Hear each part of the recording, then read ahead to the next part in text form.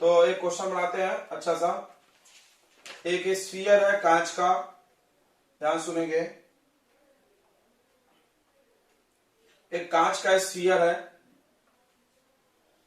इसके सेंटर से 5 सेंटीमीटर की दूरी पर, तो इसका रेडियस है इस गोले का 15 सेंटीमीटर, और रिफ्रैक्टिव इंडेक्स ऑफ ग्लास आपको पता ही होगा कितना होता है, 3/2। ठीक है, ये आपका एयर है और ये ग्लास है और ये एयर है। ये सेंटर से 5 सेंटीमीटर दूर पर ऑब्जेक्ट रखा है, ऑब्जेक्ट। तो बताना है कि, तुम जान ही रहो क्या बताना है, कि अगर हम नियरर एंड से देखेंगे तो इमेज किधर बनेगा, और डिस्टेंट एंड से देखेंगे तो इमेज किधर बनेगा। ठीक है, find the position and nature, nature मतलब रियल की वर्चुअल, ऑफ इमेज इफ, यदि, if image is seen from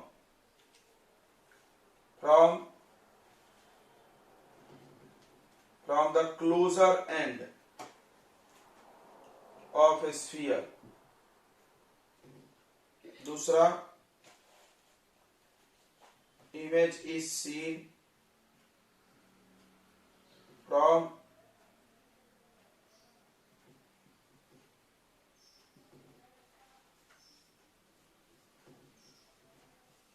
other end।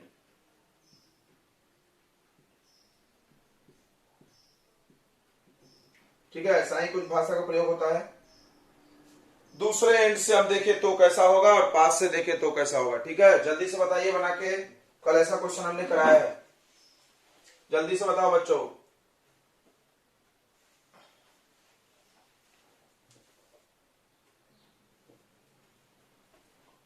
तो देखिए कैसे बनाएंगे। तो लाइट कहां से चलता है बच्चों, ऑब्जेक्ट से। तो ऑब्जेक्ट से लाइट चला, देखो यहां पे गया, कहां मुड़ेगा कैसे पता चलेगा, तो सेंटर ऑफ कर्वेचर से नॉर्मल बना लो। अब ये रेयरर, डेंसर से रेयरर जा रहा है तो किधर जाएगा, अवे फ्रॉम नॉर्मल, ऐसे जाके नहीं, अवे, दूर। ऐसे थोड़ा सा दूर भाग गया। अब इधर तो इमेज बनेगा नहीं, तो इधर का इमेज बनेगा।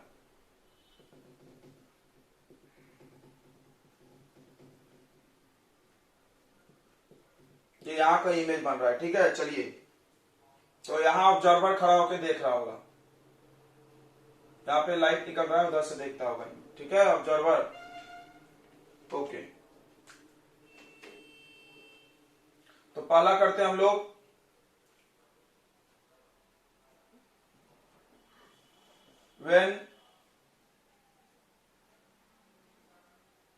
when it is viewed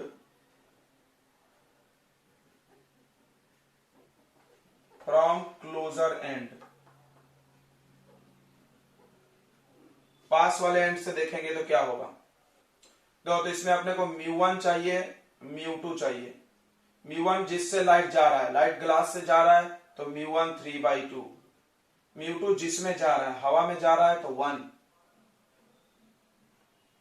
उसके बाद ऑब्जेक्ट डिस्टेंस, देखो ये सरफेस है आपका, कॉन्केव सरफेस, तो ये पोल हुआ, तो every distance is measured from pole, तो ऑब्जेक्ट डिस्टेंस पोल से कितना होगा, तो रेडियस है टोटल 15, इधर से 5 है तो 10 हो जाएगा ऑब्जेक्ट डिस्टेंस। और माइनस साइन मिलेगा, क्यों, इधर साइड नापा हुआ दूरी कैसा होता है, निगेटिव।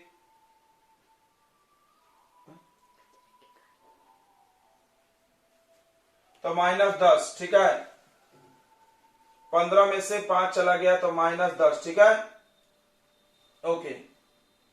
और radius of curvature, radius of curvature भी माइनस में होगा। क्यों माइनस में होगा, दिख रहा है क्या, ये ऐसा सरफेस है, इधर नापोगे तो हर चीज क्या होगा, निगेटिव। बस सब मिल गया। फॉर्मूला पता है ना तुमको, μ2 by V minus μ1 by U equal to μ2 minus μ1 upon R. μ2 हो गया कितना 1 बाई वी, μ1 हो गया 3 बाई 2, यू का वैल्यू -10, 1 माइनस 3 बाई 2,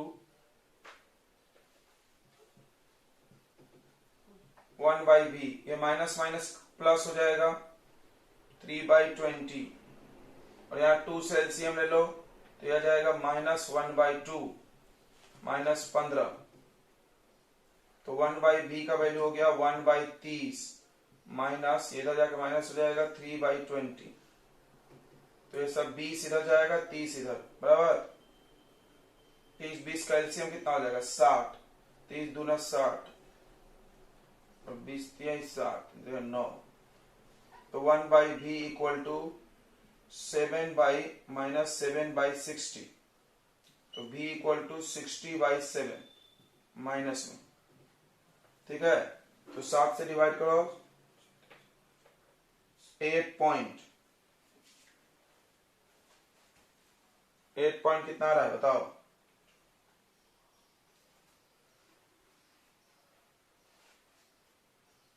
फाइव। तो -8.5, थोड़ा ध्यान दो बच्चों, -8.5 मतलब यहां से 8.5 दूरी पे, इमेज इधर ही कहीं बन रहा है, तो यहां से ये कितने दूरी पर है 10, और इमेज कितने दूरी पर 8.5, मतलब इमेज उससे आगे है। अब बताओ नेचर कैसा है, देखो हम आपको एक आइडिया सिखाए थे कि जब u का साइन और v का साइन सेम आ जाए तो कैसा इमेज, वर्चुअल, सिखाए थे ना, u और v का सेम साइन आ जाए तो वर्चुअल इमेज।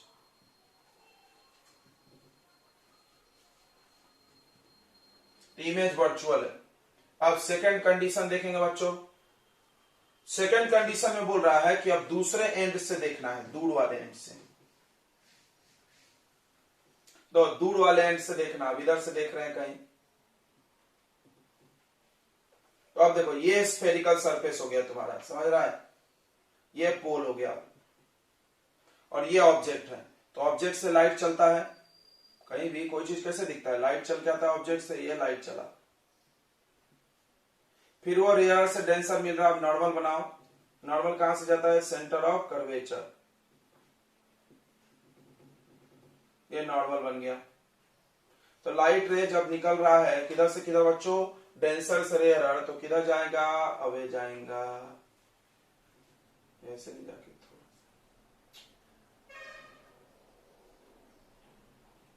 अब इसका इमेज कहां बनेगा, अबे तेरी कहां जाएगा, ये इधर कहीं जा रहा है, ठीक है ना।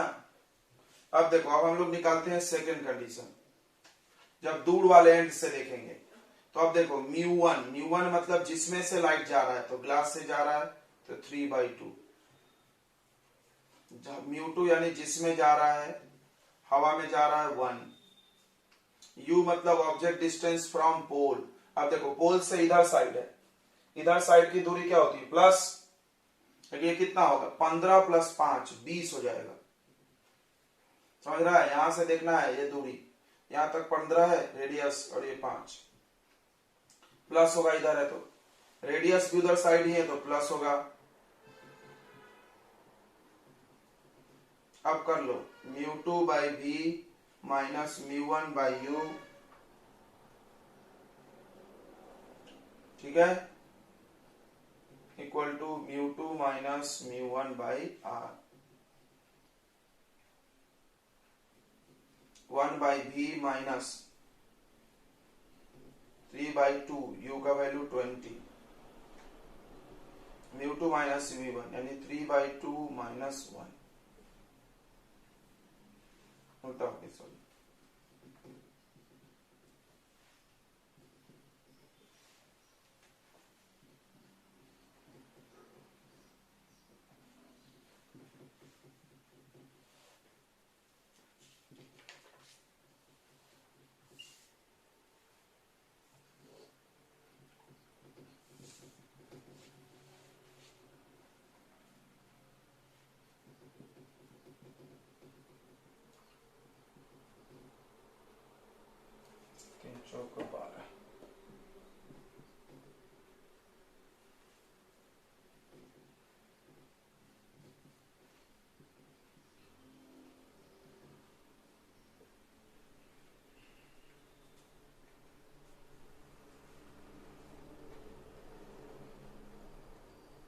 इसका मतलब रियल इमेज बनने वाला है। देख लो बच्चों, कोई कैलकुलेशन मिस्टेक तो नहीं हुआ है ना? तो 5 1 जा 5, 5 यानी v का वैल्यू 28 प्लस 28। प्लस 28 मतलब थोड़ा ध्यान दो तो, प्लस 28 मतलब यहां से 28 की दूरी, तो देखो ये 15 15 30, यानी इधर ही कहीं बनेगा, हम आसपास में। सही था।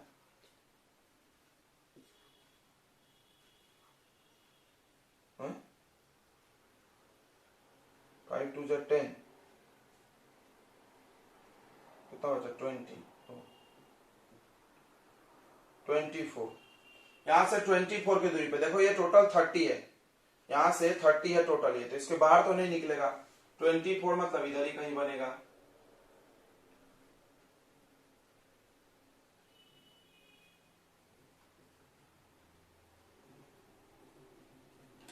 इधर कहीं यहाँ पे, और तुम दो डायग्राम बना सकते हो चाहो तो। आई समझ गया आपको? कोई दिक्कत नहीं है। अब चलो इसी सवाल को बच्चों, सेम सवाल, आपको सेम सवाल बनाना है।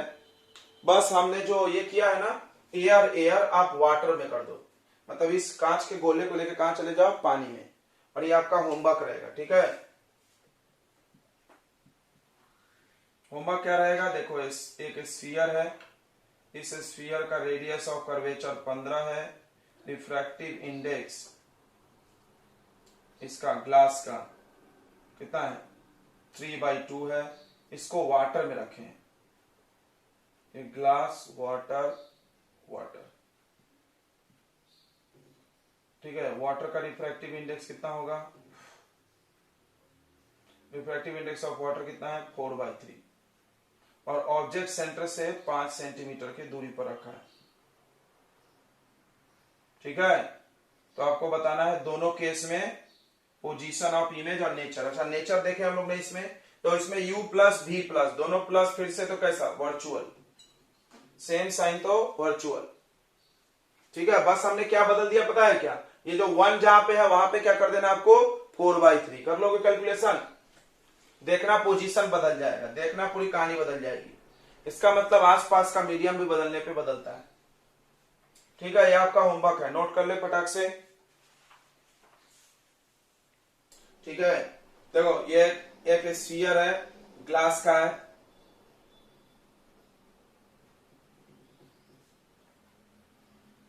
यह सेंटर हो गया। एक ऑब्जेक्ट है ओ, जो इस स्फीयर के सरफेस से 20 सेंटीमीटर की दूरी पे है, ठीक है? स्फीयर के सेंटर से 20 सेंटीमीटर की दूरी पे, रेडियस है 10 सेंटीमीटर, और इधर से कहीं देख रहा ऑब्जर्वर, तो क्या होगा? यहां से लाइट जाएगी, यहां पर एक बार रिफ्रैक्शन होगा और फिर से इमेज बनेगा, और फिर यहां भी रिफ्रैक्शन होगा, 2 बार रिफ्रैक्शन होगा और इमेज बनेगा। और ये रखा है वाटर में, ये वाटर है, ये ग्लास है, ये वाटर है। तो बताओ फाइनल इमेज का पोजीशन, सवाल समझ में आ रहा है? Find the position of final image.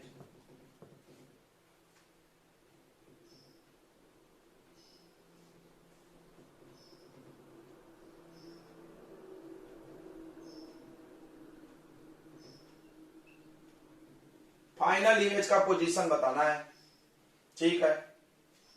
तो देखो सबसे पहले 2 बार रिफ्रैक्शन होगा, ये बात क्लियर है? एक बार इस सरफेस से और एक बार इस सरफेस से, 2 सरफेस है यहां पर। आंख तक पहुंचने से पहले लाइट को कितने बार रिफ्रैक्शन होगा? 2 बार, एक बार कॉन्वेक्स सरफेस से और एक बार कॉनकेव से। तो अपन एक एक करके बनाएंगे। तो यहां से लाइट चला,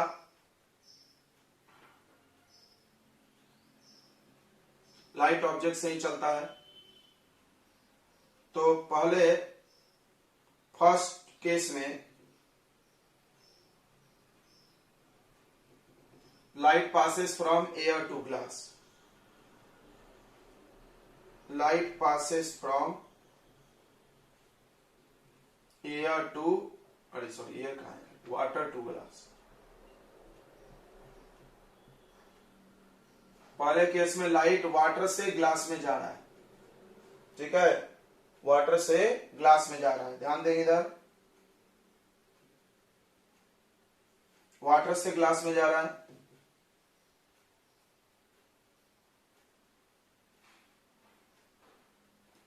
तो वाटर से लाइट ग्लास में जा रहा है, तो आप बताइए N1 कौन होगा, N1 बोलने वाला, μ1 कौन होगा, μ2 कौन होगा। μ1 क्या होगा, जिसमें से लाइट जाता है, तो किससे लाइट जा रहा है, पानी से, तो पानी का रिफ्रैक्टिव इंडेक्स 4/3। μ2 होता है जिसमें लाइट जाता है, कांच में, 3/2। ओके, उसको आता है रेडियस ऑफ कर्वेचर। तो देखो ये है आपका वो सरफेस, ये हो गया पोल, पोल के इधर नापी गई दूरी प्लस, तो +10। उसको आता है object distance, object distance from pole नापा जाता है, तो ये -20 हो गया, सामने है तो बराबर है। अब फॉर्मूला लगाइए फटाफट, तो μ2/v minus μ1/u equal to μ2 minus μ1/r। 3/2v minus 4/3 u का वैल्यू -20, 3/2 माइनस 4/3 अपॉन r का वैल्यू 10। ये सॉल्व कर ले, 3/2v माइनस माइनस प्लस, 4 से कट गया, 4 5 जा, तो 1/15। और यहाँ देखो 3 3 जा 9 माइनस 4 2 जा 8, 9 में से 8 गया, 1/6, 1/6 नीचे डालो तो 60 हो जाएगा, बराबर है, डिनोमिनेटर में आ जाएगा। अब ये चला जाएगा उधर, तो 3/2v कैलकुलेशन तुम्हारा काम है, -1/15, 15 चौका 60, 1, 15 चौका 60, 4, यानी -3/60, 3 से 3 कट गया, 2 से इसको काट दिए 30, यानी इमेज बन रहा है -30 पे, यानी -30 मतलब सामने में 30, तो थोड़ा सा इससे आगे। चलो बना लेते हैं हम लोग। तो ये नॉर्मल हो गया, सेंटर ऑफ कर्वेचर से जो आता है। लाइट डेंसर में जा रहा तो किधर मुड़ेगा, टुवर्ड्स द नॉर्मल, ऐसे नहीं जाकर के थोड़ा सा।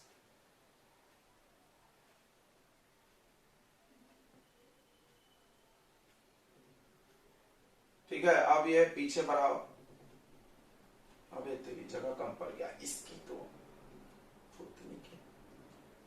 इधर तो जगह कम पड़ गया, थोड़ा सा इधर बना लेना इमेज, ठीक है। इधर बनाए का डायग्राम, फिर से गड़बड़ हो गया नहीं, डायग्राम बढ़िया है, जरूरी है, डायग्राम ज्यादा जरूरी है, फीलिंग नहीं आएगा।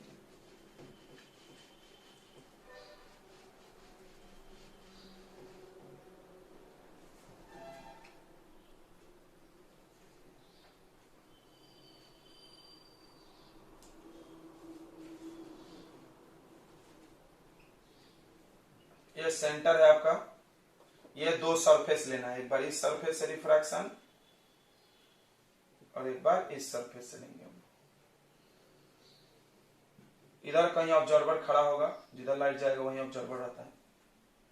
यहां से ऑब्जेक्ट से लाइट चला, ये नॉर्मल हो गया, सेंटर से आ रहा है जो, तो ये टुवर्ड्स द नॉर्मल पूरा।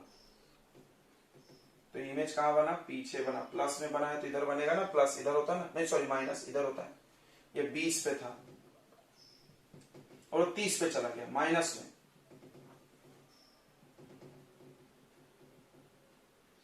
तो ये हो गया I1। तो I1 को बोलेंगे virtual object for second surface, ठीक है। वर्चुअल ऑब्जेक्ट समझ में आ रहा है, virtual object for second surface, दूसरे सरफेस के लिए ऑब्जेक्ट का काम करेगा। पहला सरफेस का इमेज, मतलब पहले सरफेस ने लाइट को मोड़ा और इमेज बनवाया, फिर ये इमेज दूसरे सरफेस से फिर फाइनल इमेज बनेगी। दूसरे सरफेस के लिए किसका काम करेगी, ऑब्जेक्ट का। मतलब अब जो यहां पर लाइट जो गिरा है वो इस सीधाई में यहां से जाता हुआ दिख रहा है ना, थोड़ा फील करो। ये जो दूसरे सरफेस पे लाइट गिरा है वो कहां से जाता हुआ दिख रहा है तुमको, और आगे जाएगा, कहां से जाता हुआ दिख रहा है बच्चों, तुमको ऐसा लग रहा है कि लाइट यहां से आ रहा है, तो ऑब्जेक्ट यही हुआ तुम्हारा। यहां पर देखो, इस सरफेस पे लाइट कहां से आया, यहां से आया, लाइट जहां से आ रही है वो ऑब्जेक्ट, इस सरफेस पे, ये जो दूसरा सरफेस उस पे लाइट कहां से आ रहा है, यहां से आ रहा, तो ये ऑब्जेक्ट है मेरा, ये कितने दूरी पर है बताओ, 30, यहां से 30 की दूरी पे, ठीक है, -30 पोल से 30, इसके पोल से। चलो अब दूसरा case, case 2, when light passes from glass to water, जब लाइट ग्लास से वाटर में जाए, पहले वाटर से ग्लास में जा रहा था, यानी दूसरे सरफेस का रिफ्रैक्शन, तो अब हर दूरी इसके पोल से लेंगे, हर दूरी अब इसके पोल से लेंगे।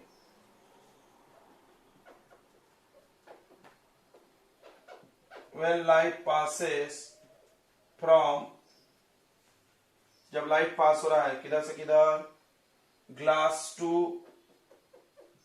वाटर, लाइट किधर से किधर जा रहा है, ग्लास टू वाटर जा रहा है,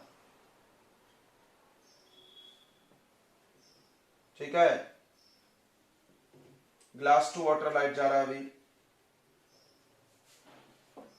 तब बताओ N1 कितना, N1 बोल रहे हैं, μ1 कितना, μ1 मतलब जिसमें लाइट जाता है 3/2, μ2 जिसमें जाता है 4/3, पानी में जा रहा है। रेडियस ऑफ कर्वेचर, तो ये पोल है, पोल से इधर नाप रहे हैं, बताओ पोल से इधर, याद करो कोऑर्डिनेट ज्योमेट्री, इधर नापते हैं तो क्या होता है निगेटिव, तो ये -10 हो जाएगा। ऑब्जेक्ट, कौन ऑब्जेक्ट का काम करेगा, I1, ये I1 है, कहां गया इधर, ये I1 है, लिख दो यहां पे, it acts as virtual image, sorry virtual object for second surface, दूसरे सरफेस के लिए यह किसके जैसा काम करेगा, वर्चुअल ऑब्जेक्ट, ठीक है, वर्चुअल ऑब्जेक्ट। तो बताओ कौन बता रहा है ऑब्जेक्ट डिस्टेंस कितना होगा, 30 होगा ना, ऑब्जेक्ट डिस्टेंस कितना होगा बच्चों, 30 होगा, जो भी मूर्ख है वो 30 ही बोलता है, ये 30 नहीं उठा लेना है पागल जैसा, यहां से 30 है, तो यहां से कितना होगा, ये जोड़ेंगे ना बीच का डायमीटर, रेडियस कितना है 10, तो 20 ऐड करो, तो कितना हो जाएगा 50, याद रखना मूर्ख लोग, नहीं तो कुछ लोग यहाँ बेवकूफ जो 30 ले लिए होंगे, और माइनस भी होगा सामने है तो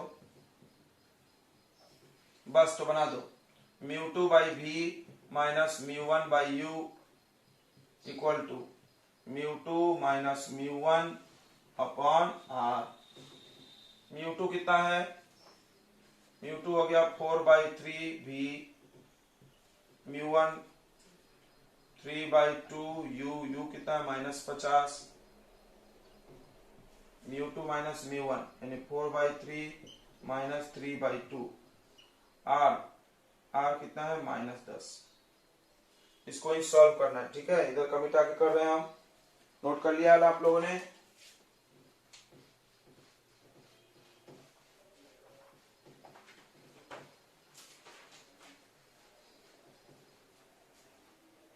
नोट करते जाए तो लो, इस भरोसे में तो रिकॉर्डिंग मिलेगा, कुछ रिकॉर्डिंग नहीं मिल रहा है 2 दिन 3 दिन से।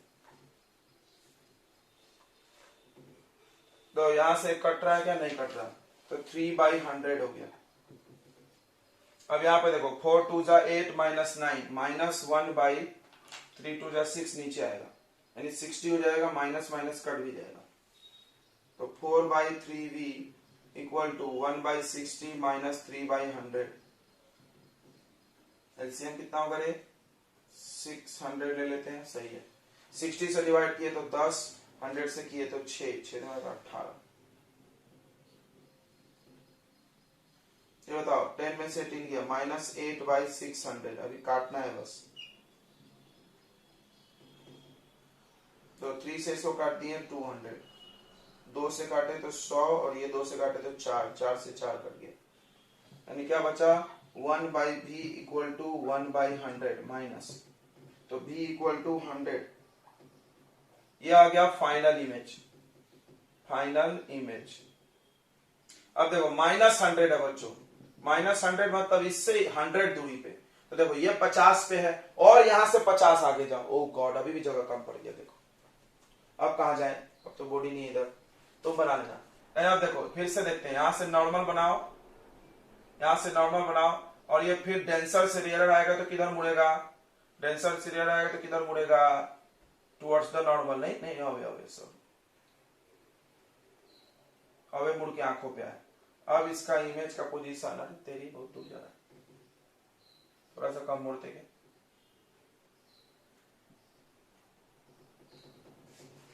इधर कहीं आई बना लेना, ठीक है, कॉपी में इधर फाइनल इमेज आई बना लेना, ठीक है बच्चों। आ गया समझ में इमेज कैसे बना रहे हैं हम लोग।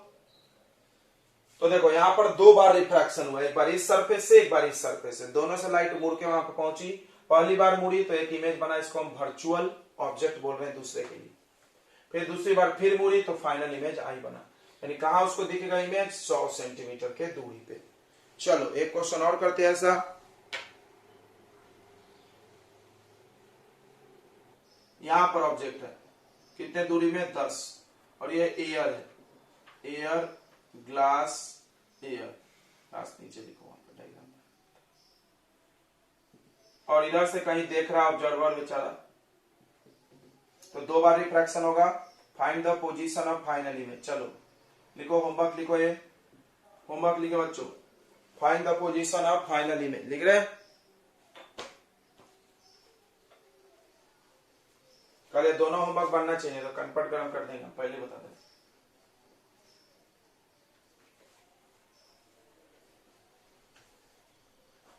ठीक है, होमवर्क बनना चाहिए कल।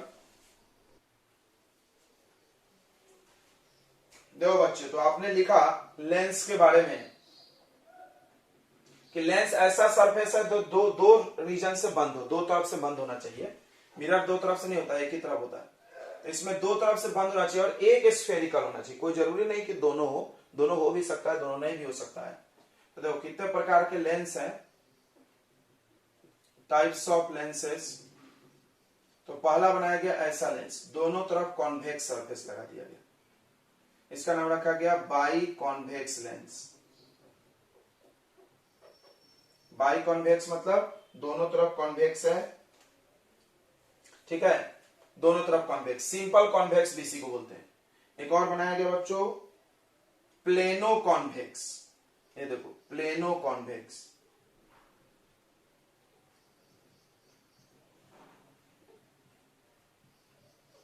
मतलब ये है कैसा, प्लेन है कि कॉन्वेक्स है, तो जवाब है कॉन्वेक्स है। कॉन्वेक्स लेंस ही है, बट इसका एक सरफेस प्लेन है। उससे क्या फर्क पड़ेगा, रिफ्रैक्शन में फर्क पड़ेगा, थोड़ा ये रिफ्रैक्ट कम करेगी, बट करेगी। जैसे ये कन्वर्जिंग है, तुमने पढ़ा है ना, कॉन्वेक्स लेंस लाइट को इकट्ठा करती है, तो ये भी इकट्ठा करेगी, थोड़ा इससे कम करेगी। अगला है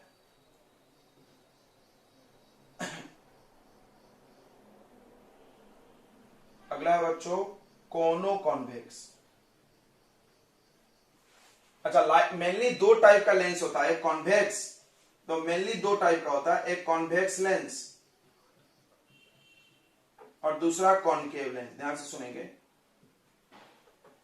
कॉन्वेक्स लेंस का डेफिनेशन क्या है, ध्यान सुनना। वो ऐसा लेंस जो बीच में मोटा और किनारे पे पतला हो, ठीक है। कॉन्वेक्स लेंस का क्या डेफिनेशन है, the lens which is thicker at middle and thinner at edges।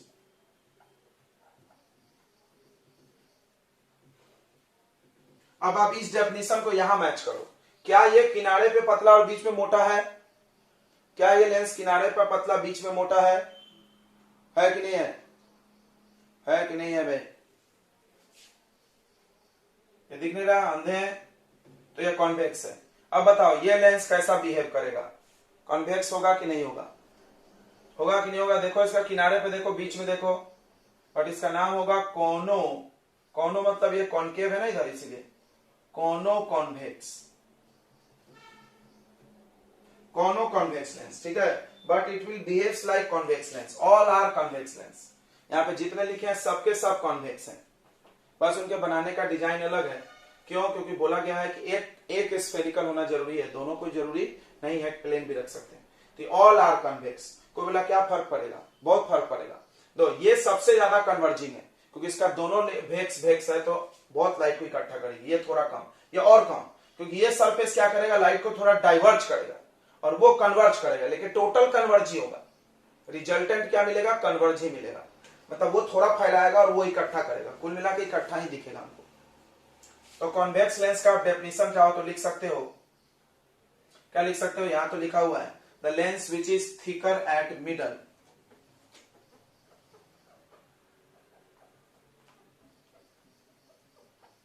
And thinner at edges.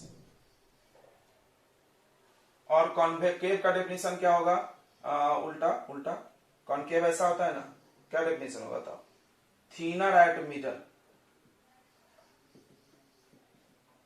Middle में thinner and thicker, thinner thicker में तो कंफ्यूजन नहीं है ना भाई, थिन मतलब पतला, थिक मतलब मोटा, सी जिसमें मोटा, थिकर एट मिडल, उल्टा बोल दिया क्या, थिनर एट मिडल, हाँ thinner at middle and thicker at edges. ठीक है, अब इसी तरह के देखो कॉन्केव लेंस के भी अलग अलग डिजाइन। सबसे पहला तो ऐसा कॉन्केव लेंस हो सकता है, दिख रहा है, बीच में पतला है, किनारे पे मोटा है, तो इसको हम लोग बोलेंगे बाई कॉन्केव। ठीक है, सिर्फ कॉन्केव भी बोलेंगे तो यही बनाना है। अब इसमें भी बनेगा प्लेनो, प्लेनो कॉन्केव। देखो तो ये भी बीच में पतला, किनारे पे मोटा है,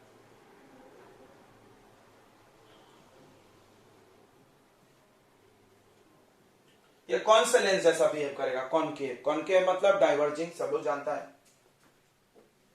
अगला होगा कॉन्वेक्सो कॉन्केव, कॉन्वेक्सो कॉन्केव, देखो ध्यान से, ये कॉन्केव और ये कॉन्वेक्स।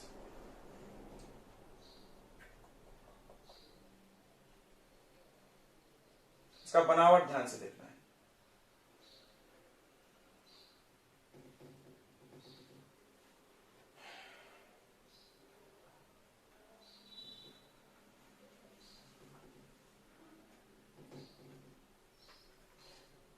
अब तुम देखो इसका, इसका एज देखो और मिडल देखो, मिडल में दिख रहा है पतला और किनारे पर मोटा, दिख रहा है ना, तो ये भी कॉन्केव ही होगा। इसका नाम होगा, देखो इसका नाम कैसा होगा, पहले इसका नाम लिखो, पहले कॉन्वेक्सो कॉन्केव लिखेंगे, तो लास्ट में उसका नाम लिख रहे हैं जो लेंस है वो, भले वो पहले आए सरफेस चाहे बाद में आए, कॉन्वेक्सो। देखो ये कॉन्वेक्स है लेकिन पहले लिख दिए, कॉन्वेक्सो कॉन्केव। कोई बोला कैसे सर, इसको लिख सकते क्या हम, बताओ, इसको लिख सकते ऐसा कॉन्वेक्सो कॉन्केव, नहीं, क्यों नहीं लिख सकते, क्योंकि एक्चुअली में कौन सा लेंस है, कॉन्वेक्स लेंस है, तो लास्ट में वही रखना चाहिए। सामने में जो वो नाम रख सकते हो तो दूसरा वाला सरफेस। कोई बोला कैसे पता हमको, अबे देखो ना पगला, ये किनारे पे मोटा है बीच में पतला, जब से तो बता रहे, ये भी किनारे पे मोटा है बीच में पतला, किनारे पे मोटा बीच में पतला कौन सा होता है, कॉन्केव। इसके नाम में लास्ट में कॉन्केव लेंस ही रहेगा। अब सामने जो दूसरा सरफेस है लिख लो, तो अगर ये कॉन्केव है तो ये कौन सा है, कॉन्वेक्स, तो सामने में कॉन्वेक्सो। ठीक है, नोट कर लिए।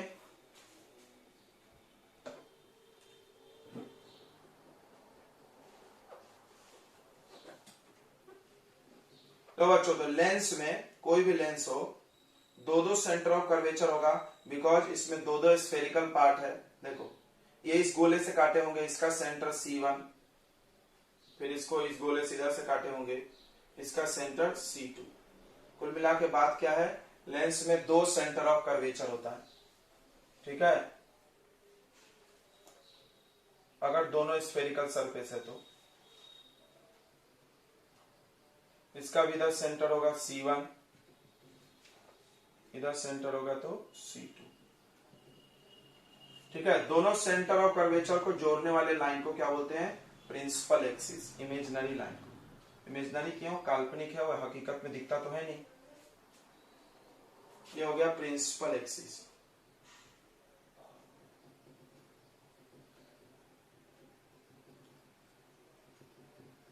तो lens have two centre of curvature,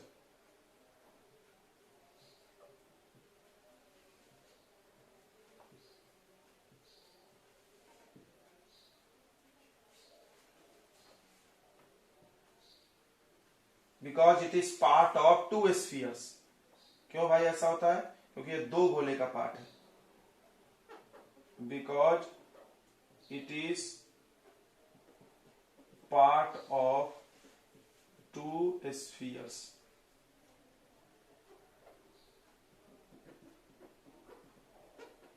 दो स्फीयर का पार्ट है, ठीक है। अब बात करते हैं प्रिंसिपल एक्सिस की। प्रिंसिपल एक्सिस क्या होगा? तो बोलेंगे द इमेजिनरी लाइन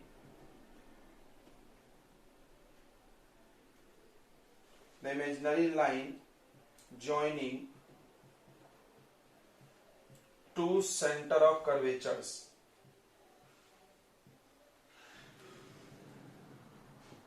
एंड दोनों सेंटर ऑफ कर्वेचर को ज्वाइन करने वाली इमेजिनरी लाइन को क्या बोलते हैं हम लोग? Principal axis. तीसरा डेफिनेशन है बच्चों ऑप्टिकल सेंटर। ठीक है, ऑप्टिकल सेंटर का डेफिनेशन बहुत इंपॉर्टेंट है। देखो इधर ऑप्टिकल सेंटर क्या होता है? तो ऐसा पॉइंट लेंस का बिल्कुल बीचों बीच होता है, ऐसा पॉइंट लेंस का जहां से लाइट बिना रिफ्रैक्ट हुए बिना मुड़े चली गई। अब सवाल है क्यों नहीं मुड़ी सर? For thin lenses. ये सब वैलिड है किसके लिए? थीन लेंस के लिए। अगर थिक लेंस होगी तो थोड़ा सा मुड़ेगी। अब देखते हैं कैसे। इसको ओ से डिनोट करते हैं। तो ऑप्टिकल सेंटर क्या हो गया? The central point. सेंट्रल मतलब बीच में। The central point of lens from which light passes without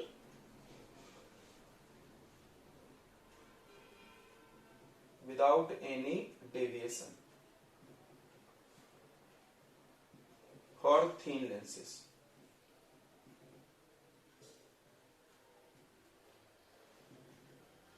is called optical centre. ठीक है, उसको क्या बोलते हैं हम लोग? ऑप्टिकल सेंटर बोलते हैं। ठीक है बच्चों, नोट कर लिए। अब सवाल है वाई। तो जवाब बहुत सिंपल है, आप ध्यान से इधर देखिएगा। तो किसी भी लेंस को जब हम बहुत छोटे छोटे पीस में काटेंगे तो सेंटर वाला जो छोटा सा पीस मिलेगा वो एक रेक्टेंगुलर स्लैब मिलेगा, स्क्वायर रेक्टेंगल टुकड़ा कांच का मिलेगा ना। सोच के देखें, इसको हम छोटे छोटे पीस में काटे, तो ये टेढ़ा है, ये टेढ़ा है, लेकिन जो बीचों बीच पार्ट कटेगा ऐसा छोटा सा, वो तो एक रेक्टेंगुलर कांच का टुकड़ा मिलेगा। अब आप पढ़े हो रेक्टेंगुलर स्लैब की कहानी, सबसे पहला ही टॉपिक था इस चैप्टर का कि जब लाइट ऐसे कांच में घुसा तो पहला रेयर से डेंसर गया तो टूवर्ड्स मुड़ा थोड़ा सा और फिर इधर गया और ये जाता था ऐसे, मतलब लाइट ऐसे जा रहा था लेकिन ये मुड़ गई ऐसे, और इसको बोलते थे हम लोग लैटरल डिस्प्लेसमेंट। याद है? और लैटरल डिस्प्लेसमेंट का फॉर्मूला बढ़ाया गया होगा,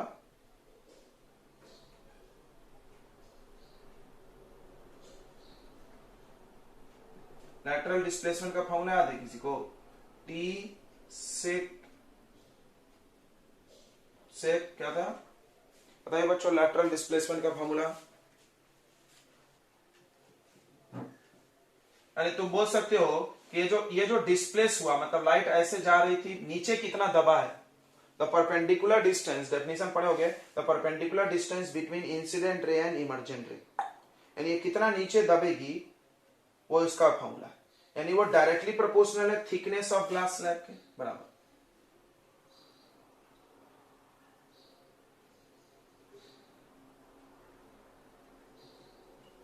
टी के प्रोपोर्शनल है बराबर। अब बताओ अगर टी को हम कम करते जाएं तो ये लैटरल डिस्प्लेसमेंट भी क्या होगा? कम होगा।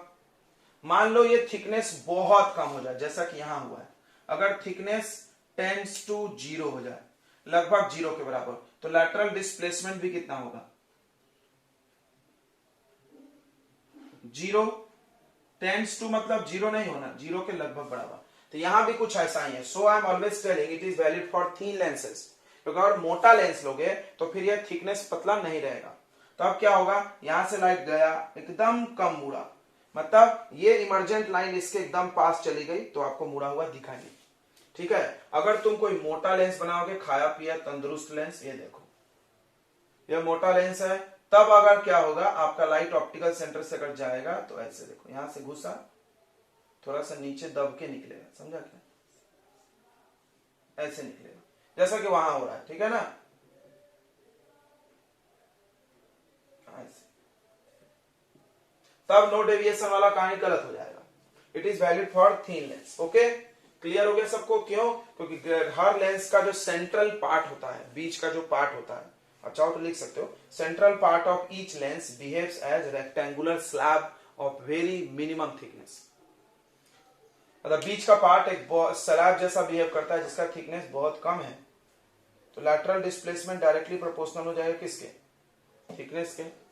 थिकनेस एकदम कम है तो लैटरल डिस्प्लेसमेंट भी कम होगा, तो ये रे कौन सा रे है? ये इमर्जेंट रे इंसिडेंट रे के पास में होगा, मतलब उसके ऊपर चला जाएगा, तो अपने को नो डेविएशन दिखेगा। ठीक है, ओके बच्चों।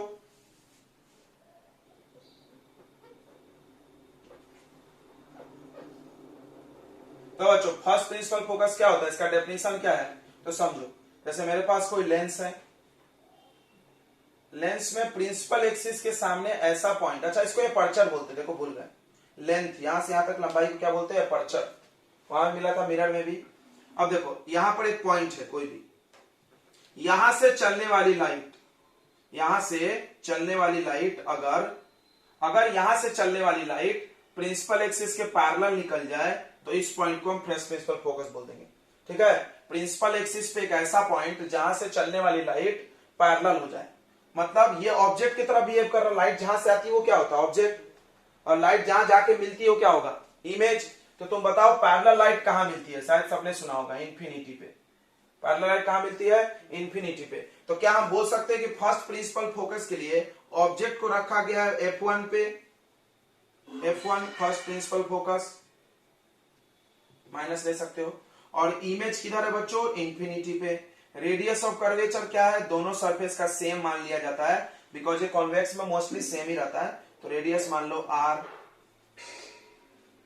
तो बताओ फर्स्ट प्रिंसिपल फोकस का क्या फॉर्मूला होगा? ये एयर है, एयर से कांच, कांच से एयर, तो फिर से फॉर्मूला क्या हो जाएगा? देखो तो μ2 by v minus μ1 by r, sorry μ1 by u equal to μ2 minus μ1 upon r। तो ये हो गया, μ2 को छोड़ दो, कांच होगा, कुछ भी हो सकता है, लेंस कुछ का भी बना सकते हैं। v कहां है? इंफिनिटी। 1 अपॉन इंफिनिटी क्या हो जाता है? 0। ये हो गया F1। एयर का 1 है ना, 1 रख लो।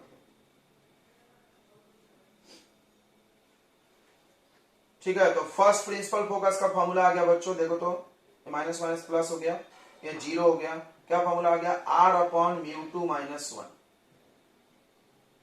तो किसी भी लेंस का पहला प्रिंसिपल फोकस कौन कौन डिसाइड करता है? अपने आप नहीं होता है, radius of curvature of the surface, इस सरफेस का रेडियस कितना है, और एक कांच काय का बना हुआ है, क्राउन ग्लास, फ्लिंट ग्लास, सब ग्लास का अलग अलग होगा। अच्छा, सराउंडिंग मीडियम पे भी फोकस डिपेंड कर रहा है क्या? हाँ, अगर हमने यहाँ पे μ1 हवा रखा 1 तो अलग आएगा, और हम यहाँ कुछ दूसरा रख देते तो अलग आता ना।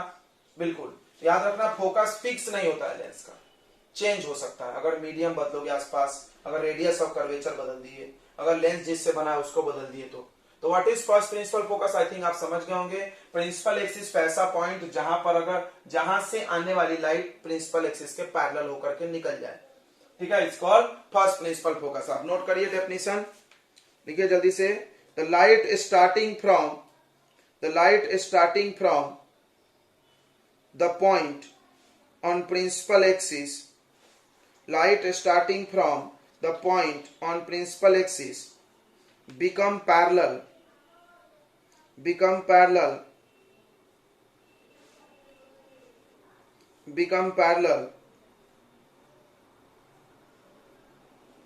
to the principal axis after refraction,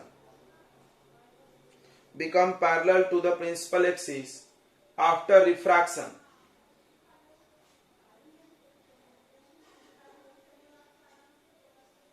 then it is called first principal focus.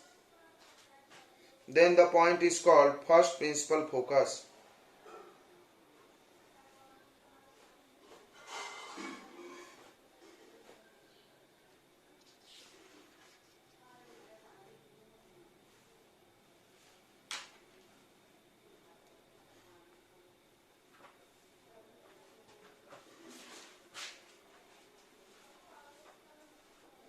तो F1 हो गया फोकल लेंथ, F1 क्या हो गया, focal length of first principal focus.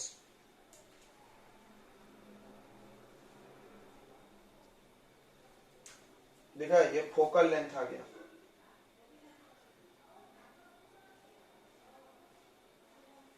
अच्छा, अब सेकंड प्रिंसिपल फोकस क्या होगा, ध्यान दो। अच्छा, कॉनकेव में भी देखना चाहिए क्या, ये देखो इधर ध्यान दो, कॉनकेव लेंस में ध्यान दो बच्चे लोग, कॉनकेव में कैसा बनाएंगे, दो लाइट ऐसे आ रही है और ये जा करके कहीं मिलता हुआ अपीयर हो रहा है इस पॉइंट पे। अब ये लाइट ऐसे पैरेलल निकल गई, ध्यान से देखो, लाइट आ रही थी इस पॉइंट पे बट आई नहीं है, आते हुई दिख रही थी, अपीयर्स एज कमिंग, और फिर पैरेलल हो गई। तो इसको क्या बोलेंगे हम लोग, फर्स्ट प्रिंसिपल फोकस। इसका फर्स्ट प्रिंसिपल फोकस इधर है, इसका इधर है, देख लो दोनों में अंतर है। इसका फर्स्ट प्रिंसिपल फोकस इधर साइड में, निगेटिव साइड में, उसका पॉजिटिव साइड में, उल्टा होता ही है। चलो नोट कर लिया आपने। नेक्स्ट है सेकंड प्रिंसिपल फोकस। नेक्स्ट क्या है बच्चों, सेकंड प्रिंसिपल फोकस।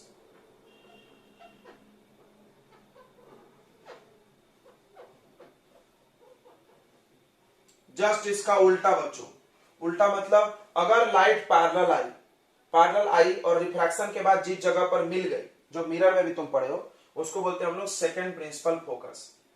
ठीक है, तो रिफ्रैक्शन के बाद जिस जगह पे मिल गई वो कौन सा फोकस होगा, सेकंड प्रिंसिपल फोकस। देखो इधर ध्यान से, तो सेकंड प्रिंसिपल फोकस का क्या डेफिनेशन होगा कि when the light rays coming parallel to the principal axis, light rays लिखो, when the light rays coming parallel to principal axis after refraction meet at a point on principal axis or appears as meeting, appears किसके लिए लिखा जाता है, इसके लिए, और appears as meeting is called second principal focus.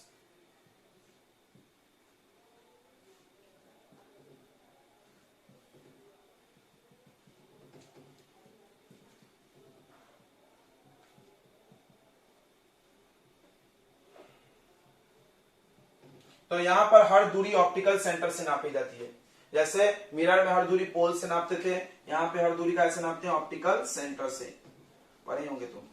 अब देखो इसमें हम लोग कैसा निकालेंगे इसका वैल्यू, तो अगर लाइट इंफिनिटी से आ रही है तो ऑब्जेक्ट कहां पे होगा, इंफिनिटी पे। लाइट हमेशा ऑब्जेक्ट से आती है और मिल रही है, जहां पर मिल रही होगी वो इमेज दूरी F2, ये देखो, ठीक है। रेडियस ऑफ कर्वेचर दोनों सरफेस का सेम है, R मान दिया जाए, और लाइट हवा से कांच में जा रही है, कांच से हवा में, तो फॉर्मूला क्या लगा देते हैं हम लोग, μ2 by V minus μ1 by U equal to μ2 minus μ1 by R। तो μ2 बाई V, μ2 क्या है बच्चों, कांच है, इसको छोड़ दो, V कितना है F2, μ1 बाई इंफिनिटी हो गया तो 0 हो गया, इसको लिख के कोई मतलब ही नहीं। μ2 कांच है, μ1 हवा है, और अपॉन R, तो ये देखो क्या बच गया, μ2 बाई F2, इसको ऐसे रेसिप्रोकल कर दो, ये ऊपर चला जाएगा, ये नीचे आ जाएगा, नहीं, हाँ, तो कितना आएगा F2 का वैल्यू, F2 का वैल्यू आ जाएगा μ2 into R upon μ2 minus μ1। This is formula for second principal focus calculate करने का, ये फॉर्मूला है, ठीक है बच्चों। डेफिनेशन तो आपने लिख ही लिया है, अब इससे तुम वैल्यू डाल के पता कर सकते हो सब कुछ, ठीक है। चलिए नोट कर लीजिए जल्दी से।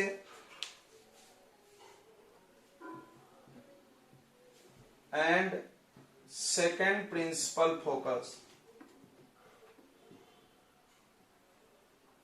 ठीक है, इज कॉल्ड फोकल लेंथ।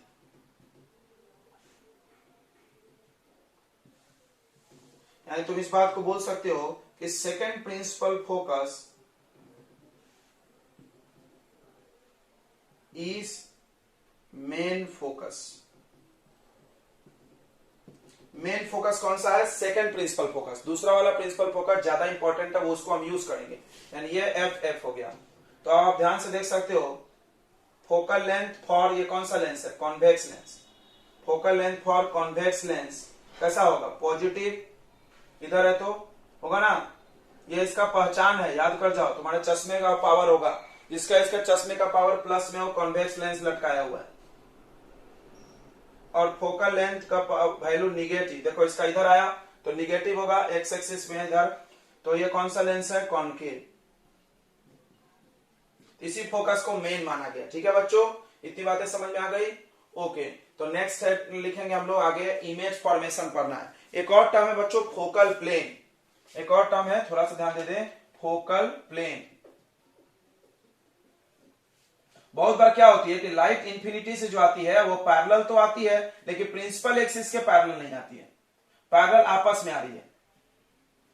तो आपस में आने वाली भी पैरेलल लाइट फोकस पे मिलेगा, बट फोकस पॉइंट पे नहीं मिल करके, ध्यान से देखो, फोकस पॉइंट पे नहीं मिलके उसी पॉइंट के ऊपर नीचे कहीं पर, तो फोकस से जाता हुआ एक प्लेन बना लो, बोलते हैं ऐसा। और बोलते हैं कि जो भी लाइट पैरेलल आएगी, चाहे आपस में पैरेलल आए, चाहे प्रिंसिपल एक्सिस के पैरेलल आए, कैसे भी आए, तो पक्का या तो फोकस में मिलेगी या तो फोकस के प्लेन में मिलेगी। ठीक है बच्चों, समझ में आ रहा है क्या? ये हो गया फोकल प्लेन। फोकल प्लेन क्या हो गया? The perpendicular surface passing through the principal axis and focus. Focus से जाने वाला एक परपेंडिकुलर सरफेस, याद रखना, परपेंडिकुलर, ऐसा नहीं बना देंगे, परपेंडिकुलर पास होना चाहिए फोकस से। ठीक है, उसको क्या बोलते हैं हम लोग? Focal plane. फोकल प्लेन आप लिख सकते चाहे तो, लिखो the plane passing through the focus perpendicular to the principal axis. The plane passing through the focus perpendicular to the principal axis is called focal plane. Is called focal plane. The plane passing through the focus perpendicular to the principal axis is called focal plane.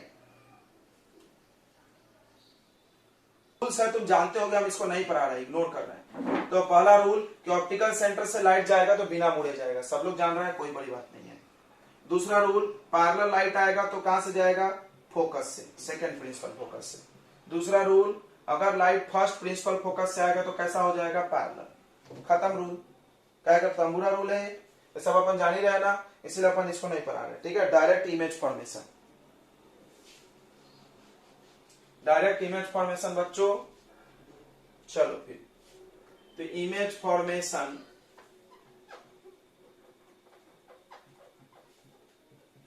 In concave, convex lens. तो mirror में जैसा concave था lens में वैसा convex है, ये कहानी तुम सुने होगे 10th में। पहला कहानी वही है जब ऑब्जेक्ट इनफाइनाइट पे हो।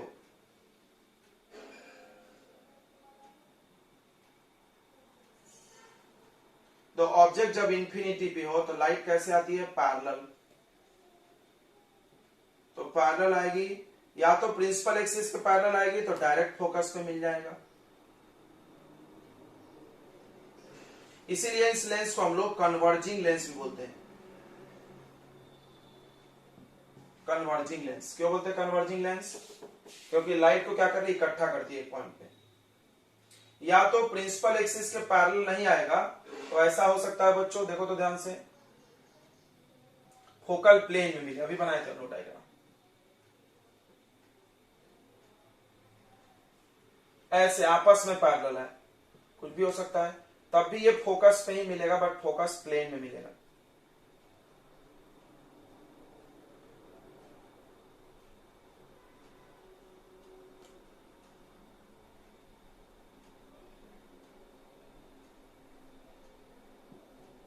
यहां पर मिल रहा है, ठीक है, जहां पर मिलेगा इमेज वहीं पे बनेगा। देखो यहां पर इमेज बना, इसमें यहां पर बनेगा, रियल है तो उल्टा होगा। ठीक है, तो when object is at infinity, object infinity पे हो तो इमेज कहां बनेगा, नेचर ऑफ इमेज। जल्दी जल्दी इसको साथ साथ में नोट भी करते जाना। नेचर ऑफ इमेज में पहला लिखो रियल, दूसरा लिखो इन्वर्टेड, तीसरा लिखो एट फोकस एट एफ या एफ फोकल प्लेन, चौथा लिखना पॉइंट साइज होता है, बहुत छोटा होता है ऑब्जेक्ट के तुलना में, मैग्निफिकेशन बहुत छोटा। ठीक है, दूसरा पॉइंट क्या होगा बच्चों बताओ, जब ऑब्जेक्ट, तो ये हो गया फर्स्ट प्रिंसिपल फोकस, ये हो गया 2f1। 2f1 मतलब first centre of curvature, C1 को इन्होंने 2f1 लिख लिया। अब ऑब्जेक्ट आ गया बियॉन्ड C, सब कहानी याद होगा। जैसे जैसे ऑब्जेक्ट आगे आएगा इमेज कहां भागेगा, और दूर, ऐसे ही होता था वहां पे भी। ये हो गया F2। अब यहां पर इमेज बनेगा बीच में, छोटा सा बनता है, याद होगा। अब एक लाइट पैरेलल ले जाओ, कहां से निकलेगा, फोकस से। दूसरा लाइट कहां से जाने दो, ऑप्टिकल सेंटर से जाएगा, ऑप्टिकल सेंटर से जाना चाहिए, थोड़ा ऊपर हो गया, कर लेना तुम लोग। यहां पर मिल रहा है तो इमेज बनेगा, ठीक है। तो व्हेन ऑब्जेक्ट इज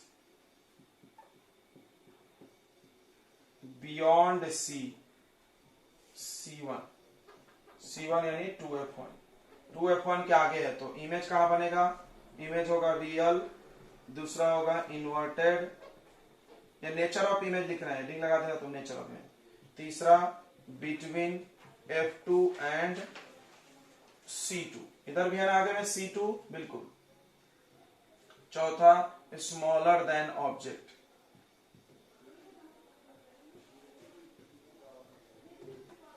ठीक है। अब इसको हम मिटा रहे ऊपर से, ठीक है बच्चों।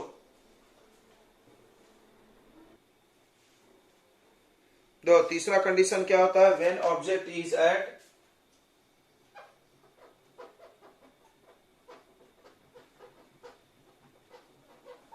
टू एफ वन या C1, जब ऑब्जेक्ट को C1 पर रखे, सेंटर ऑफ कर्वेचर पर रखने पे कैसा होता है, सेम साइज, ये सब याद होना चाहिए तुमको। सेंटर ऑफ कर्वेचर पे अगर हमने रखा तो सेम साइज बनेगा उतने ही दूरी पे।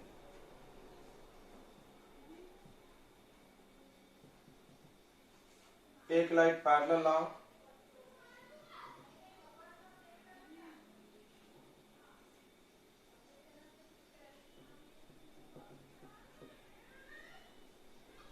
तो नेचर ऑफ इमेज का क्या हो जाएगा, रियल, दूसरा इन्वर्टेड, तीसरा एट 2f2 यानी C2, और चौथा same size.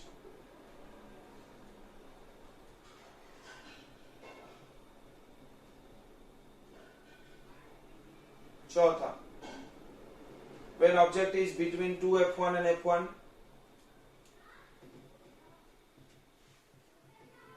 when object is between 2f1 and f1, ठीक है। ऑब्जेक्ट 2f1 और f1 के बीच में है तो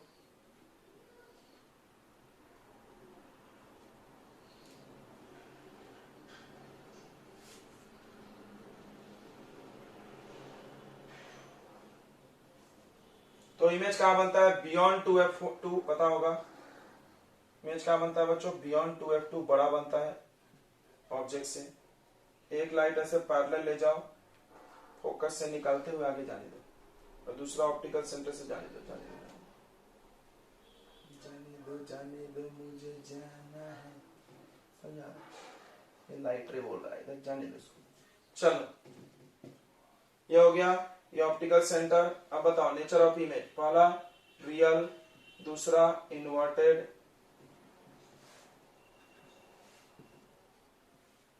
तीसरा बियॉन्ड, बियॉन्ड किसके, 2f2 के आगे, चौथा मैग्नीफाइड, मैग्नीफाइड मतलब बड़ा, किससे बड़ा? ऑब्जेक्ट से बड़ा। व्हेन ऑब्जेक्ट इज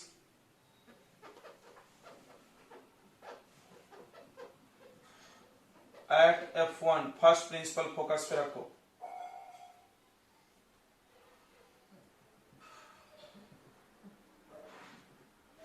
ऑब्जेक्ट को यहां रख दिए तो इमेज कहां बनेगा? इनफाइनाइट पे। कैसे? Parallel light. पैरेलल लाइट कहां मिलती है बताओ जाके? इंफिनिटी पे। तो इमेज के बारे में बताओ। इमेज पहला रियल होगा, दूसरा इन्वर्टेड होगा, तीसरा हाईली मैग्नीफाइड, बहुत बड़ा। देखो लाइट नीचे जाएगा तो इमेज बड़ा होते जाएगा।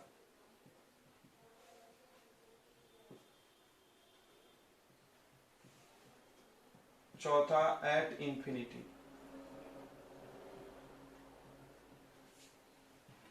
आखिरी केस और सबसे इंपॉर्टेंट, जिसमें वर्चुअल बनता है। When object is between F1 and O, optical centre के बीच में और F1 के बीच में। याद है ना, इसमें वर्चुअल बनता है।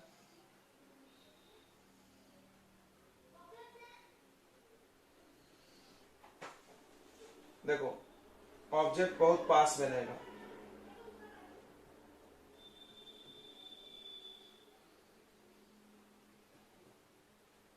लाइट गया पैरेलल, पैरेलल जाने से कहां से निकला? फोकस से। अगला ऑप्टिकल सेंटर से। सामने तो मिलेगा नहीं, यहां से जब तुम आईज लगा के देखोगे तो हम लोग लेंस, रीडिंग लेंस देखे हो ना तुम देखे होगे, एक रीडिंग लेंस आता है अपने पास, हम लोग उससे बुक्स के लेटर्स पढ़ते हैं, बड़ा बड़ा दिखता है, देखा होगा सबने। तो वो रीडिंग लेंस यही होता है। देखो ये बुक है मेरा और ये रीडिंग लेंस, हम यहाँ रखेंगे तो हमको, देखो आंख मेरा इधर है और ये लेंस है, बुक का लेटर भी उधर है, ऑब्जेक्ट जिधर है इमेज भी उधर ही दिखता है, अंदर में दिखता है बड़ा बड़ा, यानी इमेज उधर ही दिखता है जिधर ऑब्जेक्ट है। यही कहानी दिखता है तुमको। तो ऐसे जाके मिला लेना, जहां मिल रहा होगा मिलाने का जाके। अबे तेरी जो दूर हो गया। ये देखो सबसे बड़ा इसमें मैग बनता है, याद रखना। सबसे बड़ा पूछा जाता है कि सबसे बड़ा मैग्निफिकेशन कब होता है इसमें। जितना बड़ा ये कर सकता है उतना बड़ा कोई नहीं कर सकता, ठीक है। बट इसमें वर्चुअल हो गया, प्रॉब्लम यही है, वर्चुअल हो गया। दूसरा इन्वर्टेड है नहीं, इरेक्ट। वर्चुअल सीधा होता है, इरेक्ट। तीसरा हाईली मैग्नीफाइड, बहुत ज्यादा मैग्नीफाइड। और चौथा है कहां बन रहा? तो टुवर्ड्स ऑब्जेक्ट। पोजीशन नहीं बता सकते हम कहां, लेकिन टुवर्ड्स द ऑब्जेक्ट, ऑब्जेक्ट की तरफ बने, ठीक है। हो गया ये। अब है इमेज फॉर्मेशन इन कॉनकेव लेंस। एक ही कहानी है, इमेज फॉर्मेशन इन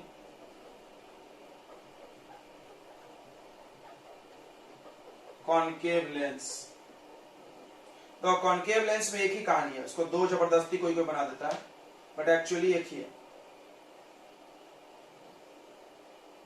तो कहीं भी ऑब्जेक्ट रख लो, कहीं भी, ऑप्टिकल सेंटर से इंफिनिटी के बीच में, या लाइट गया, थोड़ा और बड़ा क्योंकि छोटा बनता है इसमें, तो ये लाइट पैरेलल गया, पैरेलल जाके ऐसे ही फैला देता है, इसको डाइवर्जिंग लेंस बोलते हैं। तो कौन सा लेंस बोलते हैं? डाइवर्जिंग भी बोलते हैं।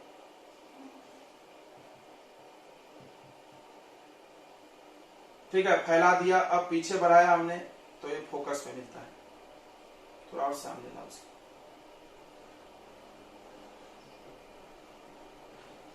ठीक है। तो पीछे बढ़ाया हमने तो कहां मिल रहा है? ये फोकस में। और एक लाइट लेके चल जाओ ऑप्टिकल सेंटर से, ये दोनों लाइट कहां टकरा रहे हैं? यहाँ पे, तो यहीं पर इमेज बनेगा। तो इसका इमेज हमेशा फोकस और ऑप्टिकल सेंटर के बीच में ही रहेगा और छोटा ही रहेगा, वर्चुअल रहेगा, ठीक है। इसका इमेज हमेशा इसके बीच में रहेगा, छोटा और वर्चुअल। तो इमेज कैसा होगा? पहला ऑलवेज वर्चुअल, याद रखो। दूसरा ऑलवेज छोटा, इरेक्ट,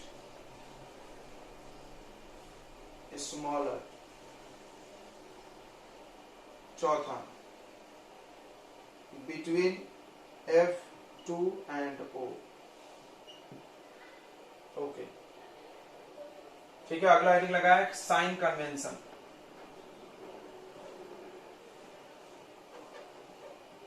तो साइन कन्वेंशन जो पढ़े हो बच्चों तुम लोग, उस साइन कन्वेंशन में बस आप क्या करो कि चेंज कर लो पोल के जगह पर ऑप्टिकल सेंटर, पोल के जगह पर क्या कर लो ऑप्टिकल सेंटर, और कुछ नहीं, ठीक है। पोल के जगह पर ऑप्टिकल सेंटर। देखो इधर पहला रूल था every distance is measured from pole, every distance is measured from optical centre. अब ऑप्टिकल सेंटर के इधर नापोगे कोई दूरी, सबको पता है यार पॉजिटिव, इधर नापोगे तो निगेटिव, ऊपर नापोगे प्रिंसिपल एक्सिस से तो पॉजिटिव, सब तो कोऑर्डिनेट ज्योमेट्री है, और नीचे नापोगे तो निगेटिव। ऑब्जेक्ट को हमेशा लेफ्ट में रखना है, और लाइट हमेशा लेफ्ट से राइट इंसिडेंट होना चाहिए। बस ये 4 बात याद रखें, ठीक है। सबको समझ में आ गया। Every distance is measured from optical centre लिख लो, बाकी सब वहीं से छाप लेना कि द डिस्टेंस मेजर्ड, ये कौन सा साइड है, right side, right side to the optical centre, optical centre is positive, and left side to the optical centre is negative, ठीक है। And the distance measured perpendicularly upward to the principal axis is positive, and the perpendicularly downward is negative. Note कर लिया सभी ने। And object is placed on left side and light ray incident from left to right. Okay बच्चों।